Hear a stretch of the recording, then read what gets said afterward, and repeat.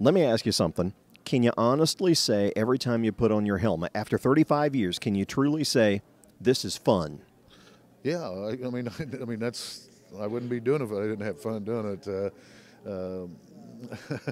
There's whatever you do, there's not a better feeling in racing, whatever type of racing it is, when you pull out of the racetrack and you've won a race. That's the biggest high you'll ever have of anything you ever do.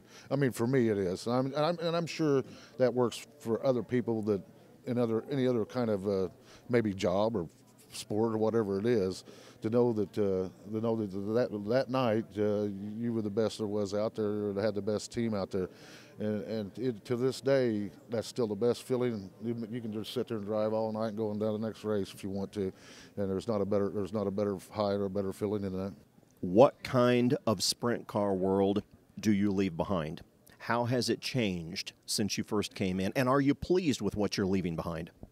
Well, it's changed a lot. I mean, it's still sprint cars or sprint cars, but it wasn't a whole lot of. I had some cars that I feel like that I ran in the '80s that could compete with cars I got right now. To be honest with you, but we got a lot of rules. We can't quite build some of the stuff I was running back then, and probably didn't need to be doing it then. To be honest with you, but a lot of times, if you got something fast enough, it's a lot safer being out front than it is trying to come from someplace else. And I actually bought one of the old Mitchell cars that we had when we first started, and I just looked at the frame and couldn't believe it. So, I mean, it's probably 30 pounds lighter than the car I'm running right now with the rules. But the biggest part of the competitive sprint car race has always been competitive. I think probably what's changed more than anything is the way we get to the races and all the equipment we got.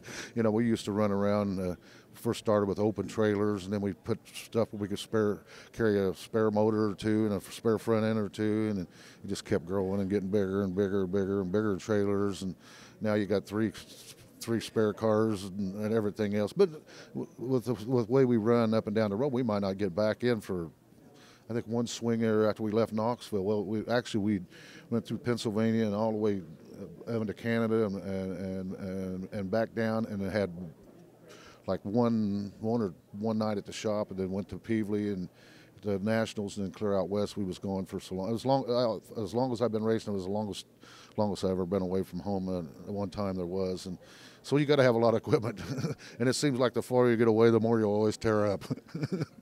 That's what it would be nice to let my grandkids see me win a few more races and stuff. I would really like that. So let's hope we can do that this year.